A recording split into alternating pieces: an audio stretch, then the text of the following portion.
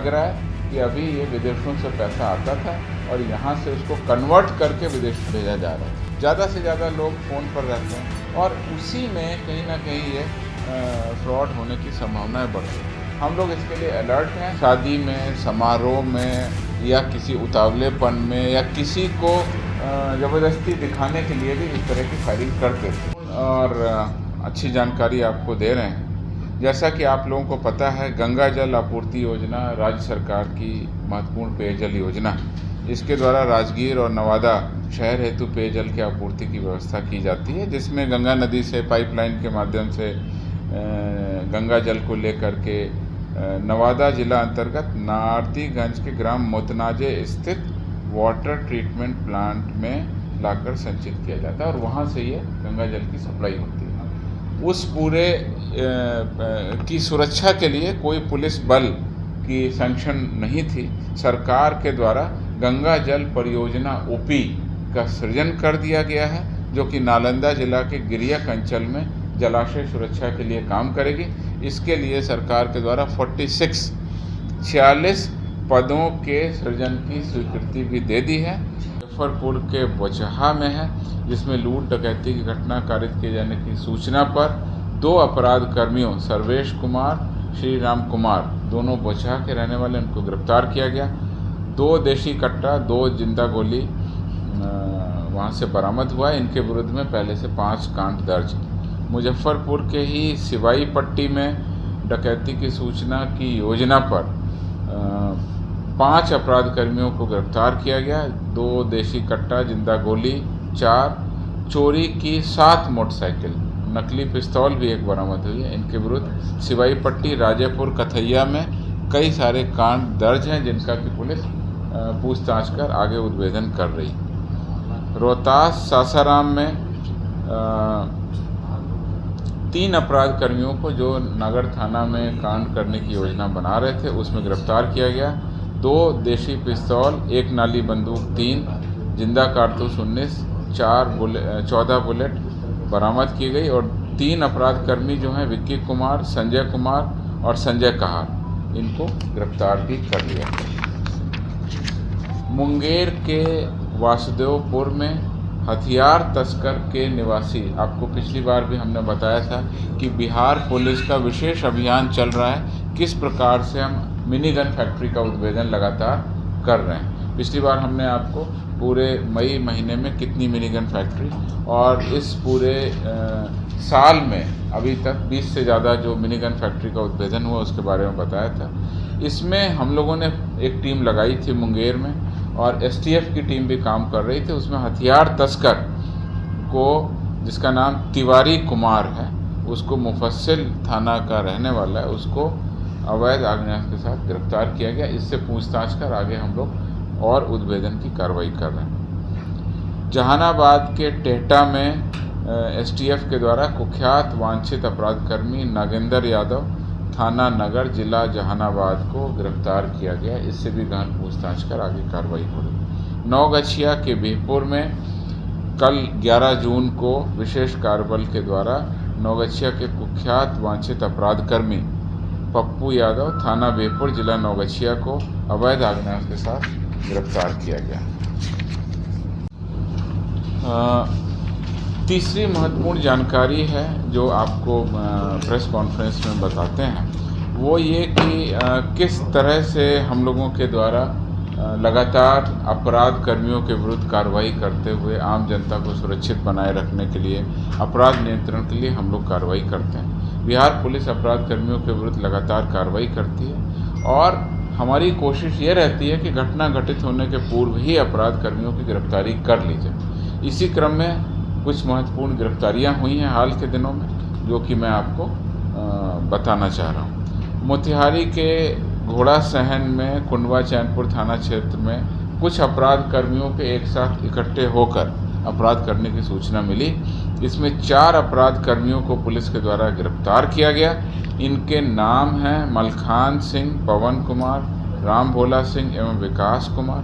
सभी पूर्व की घटनाओं में शामिल रहे हैं। इनके पास से देसी पिस्तौल, 4 कारतूस, लूटी गई पुरानी 2 मोटरसाइकिल, लूट की राशि 20,000 रुपये, 4 मोबाइल फ़ोन वो भी लूटा हुआ था। ये सारा बरामद कर लिया गया है, पुलिस आगे अनुसंधान कर रही है। मोतिहारी के लखौरा थाना क्षेत्र में बरवा पुल के निकट मोटरसाइकिल पर कुछ अपराध कर्मियों द्वारा घटना किए जाने की सूचना मिली। उसमें पुलिस के द्वारा छापामारी की गई। उसमें 3 अपराध कर्मियों को एक देशी कट्टा, 3 कारतूस, चाकू, मोटरसाइकिल के साथ गिरफ्तार किया गया। पूछताछ और अनुसंधान में ये किसी बड़ी घटना को कारित करने वाले थे। इनका पूर्व का इतिहास रहा है। आपकी सुझाव बहुत अच्छा है। हमारे सोशल मीडिया प्लेटफॉर्म को आप देखते रहिए। बहुत शीघ्र हम लोग लगातार सोशल मीडिया के माध्यम से अवेयर करेंगे कि किस तरह से आप अपना OTP नहीं बताएं, पिन नहीं बताएं, अपने को किस तरह से सुरक्षित रखें, उसका अवेयरनेस चलेगा। साथ ही साथ हम लोगों की योजना है कि प्रिंट माध्यम से जाकर के अखबारों में भी विज्ञापन दें।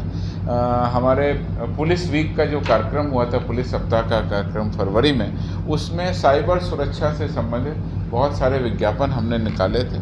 समय समय पर हम लोग बहुत सारे विज्ञापन निकालते रहते हैं और उसमें आम जनता को सलाह भी देते रहते हैं। आप लोग अवेयर तो करते हैं, लेकिन वो मॉडस ऑपरेंडी लगातार बदलते रहते हैं जो साइबर क्राइम करते हैं।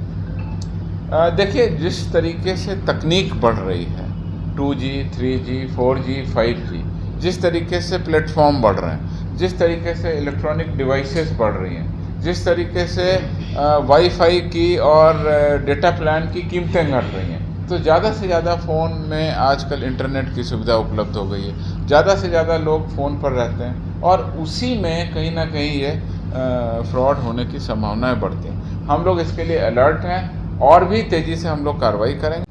अभी उन कांडों का अनुसंधान जो यथावत जिला पुलिस कर रही है, जिला पुलिस के ही डिफरेंट थाने कर रहे हैं, वो करते रहेंगे।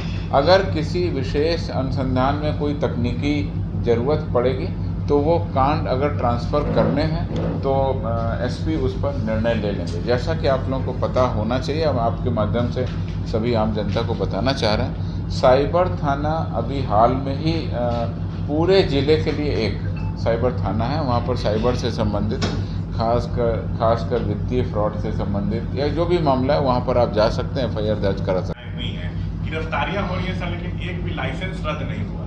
नहीं, हमारे पास में अभी आंकड़ा आया है, कुछ लाइसेंसी आंकड़ा है आपके पास? लाइसेंसी आंकड़ा भी कंपाइल कर रहे हैं हम। आप लोगों को जानकारी मैं दे दूं, हर्ष फायरिंग को लेकर के जो आर्म्स एक्ट है, उस आर्म्स एक्ट में चेंज किया गया। धारा 25 में उपधारा 9 जो है उसमें हम लोगों ने जोड़ा है, मतलब सरकार ने जोड़ा है और हमने आपको इसके प्रेस के माध्यम से बताया। अभी तक कुछ लोगों का ऐसा मानना था जो गलत था कि मेरे पास में लाइसेंस हथियार है तो मेरे को सरकार ने लाइसेंस हथियार दे दिया। मुझे कारतूस भी मिलते हैं, उसमें लाइसेंस में लिखा रहता है कि आप 20 कारतूस या 50 कारतूस, जितनी उसकी लिमिट है उतनी आप रख सकते हैं। तो लोगों का ऐसा मानना था कि हम उसको जब चाहें जब उस हथियार को फायरिंग कर सकते हैं, और वो गलत मानसिकता के लोग ही शादी में, समारोह में या किसी उतावलेपन में या किसी को ज़बरदस्ती दिखाने के लिए भी इस तरह की फायरिंग करते थे और उनको ऐसा लगता था कि उनका ये अधिकार है क्योंकि उनको लाइसेंसी हथियार मिला हुआ है। इसमें बिल्कुल स्पष्ट अब चेंजेस हो गए हैं और ये 2019 के ही चेंजेस हैं। साफ उसमें लिखा है, जिसमें वर्णित किया गया है कि सभी शस्त्र अनुज्ञप्तिधारियों को सूचित किया जाता है कि आयुध अधिनियम 1959 यानी आर्म्स एक्ट 1959 की धारा 17 एवं धारा 25 की उपधारा 9 के प्रावधानों के अनुपालन हेतु कोई भी हर्ष फायरिंग या अनुष्ठानिक फायरिंग, मतलब सेलिब्रेटरी फायरिंग, सेलिब्रेशन कर रहे हैं उसमें फायरिंग कर रहे हैं, नहीं करें। अन्यथा ऐसा किए जाने पर आयुध अधिनियम 1959 की धारा 17 के आलोक में अनुज्ञप्ति निलंबित करने या रद्द करने, यानी लाइसेंस आपका या तो सस्पेंड हो जाएगा या फाइनली कैंसिल हो जाएगा। काम किया है तो उसमें आपने बताया कि पाकिस्तान से ये मिला है कि वहाँ पैसा का हवाला कर अभी किन तक देशों का इंटरकनेक्शन है? अभी प्रारंभिक सूचनाएं हैं पुलिस अधीक्षक को विस्तृत निर्देश दे दिया गया है और वो सभी बैंकों से बात करके मीटिंग करेंगे, क्योंकि इसमें कई सारे बैंक इन्वॉल्व हैं, कई सारी ब्रांचेस इन्वॉल्व हैं। आपको मैंने बताया कई सारे डेबिट कार्ड, ATM कार्ड, बहुत सारी चीज़ें उसमें इन्वॉल्व हैं। उसके बाद वो चार्ट बनाएंगे कि मनी किस किस स्रोत से आया और कहाँ कहाँ गया, तो सारा चार्ट स्पष्ट हो जाएगा, हम आपको अवगत कराएंगे। प्राइमरीली इसमें ऐसा लग रहा है कि अभी ये विदेशों से पैसा आता था और यहाँ से उसको कन्वर्ट करके विदेश भेजा जा रहा था और इसमें बहुत सारे बैंकिंग चैनल और साइबर का भी प्रयोग किया जाता था। इसलिए हम लोग अभी इसको जांच की स्टेज में गंभीरता से रखे हुए, जैसे ही आगे ब्यौरा आएगा हम आपको अवगत करेंगे। Thank you.